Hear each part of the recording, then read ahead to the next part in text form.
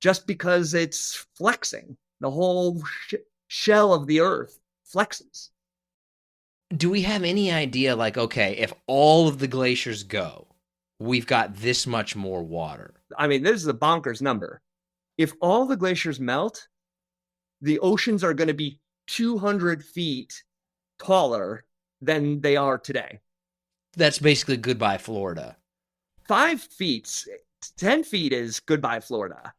200 feet is like global apocalypse. The one thing that I've wondered about in this regard kind of is like, okay, so the glaciers obviously contain not just a massive amount of water, but they also are really heavy. So Yeah. when they shrink, like what happens to the land that used to be under all that weight?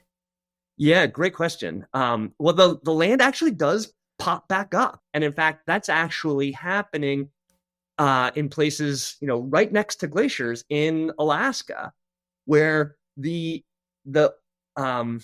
the ocean is actually getting relatively lower because the land is popping up. And so the loss of glaciers in Alaska actually means falling sea levels just because the land is rebounding. It is rising back up as you've removed weight off the top of it. That's kind of crazy. Now, I mean, is that just in like a small, relatively like localized area, Yeah. or like, no, the whole damn state's going up? Because the Earth's shell, its rocky, hard, rigid outer shell is really stiff. Now, when you actually, it's sort of like a ruler. Like if you can imagine, if you push down on the ruler on one spot, it's actually going to pop up in another spot. And so the whole kind of plate, the whole rocky shell of the Earth flexes in response to these loads. And so even though Greenland right now is getting smaller, right? The Greenland ice sheet is getting smaller, and therefore the coast of Greenland is rising. That is actually also compensating with sea levels in, say, North Carolina, where you've now reduced the weight in Greenland.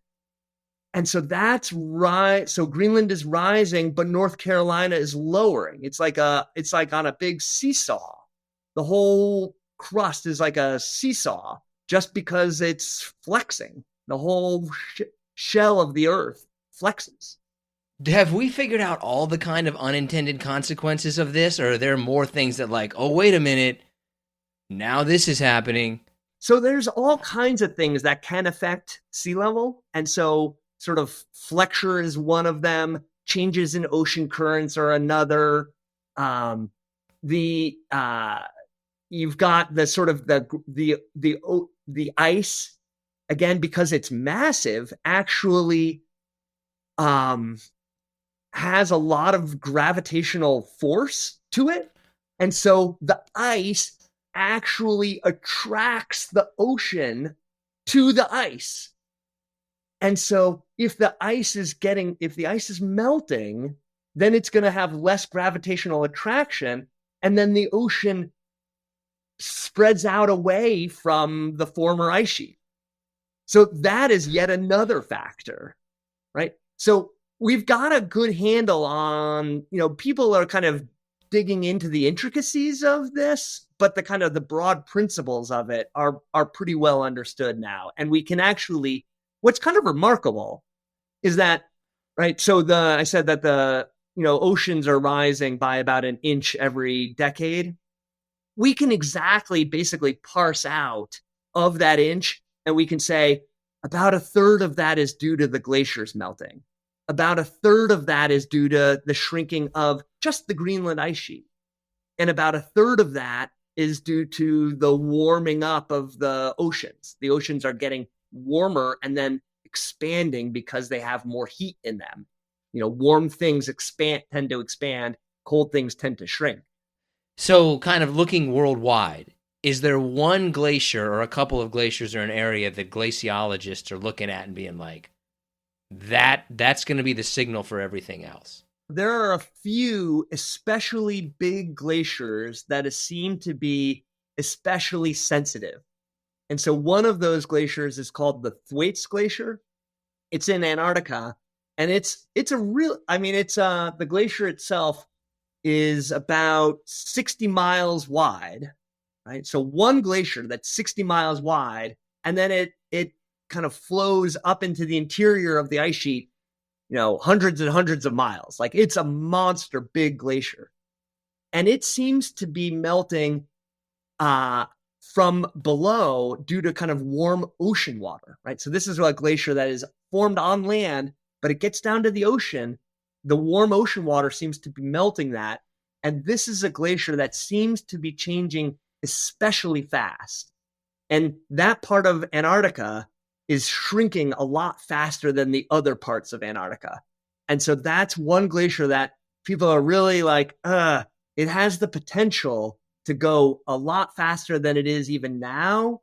And folks are really watching that very carefully, to the point that actually the US and the UK a few years ago said, this is so important that we want to, team up, make like, the Avengers or something like that. There's some kind of like superhero team of get everybody together, and let's really make a big push to understand how Thwaites works, how this one glacier really works. And so they sent a big ship down there and some helicopters and lots of scientists to all really make a whole bunch of different measurements to try and better understand how Thwaites Glacier works.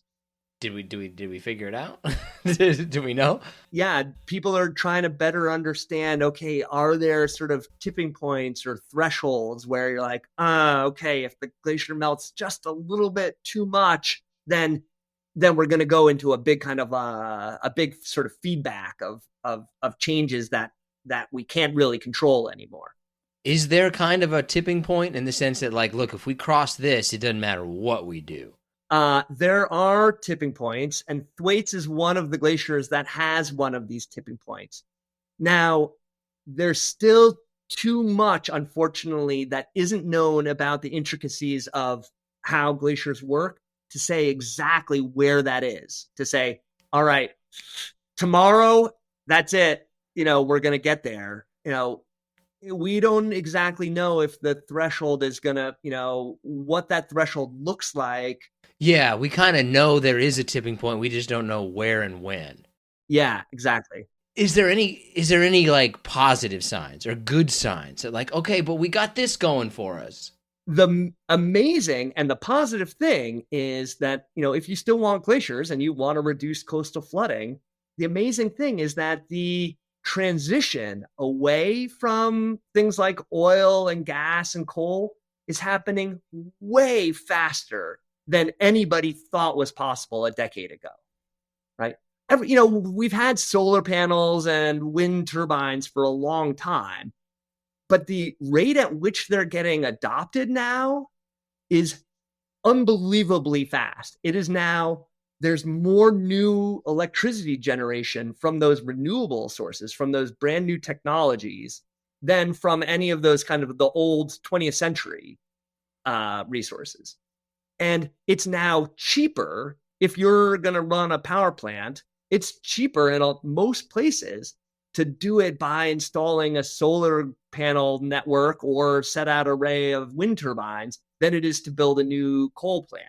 So it's actually, even if you don't care about glaciers, just follow the money and do the right thing for the planet by getting away from those old resources. So the rate at which people are switching is just so much faster than we thought. Now, we need to do more of that, but we're headed in the right direction. And the worst things that we thought were going to happen a decade ago,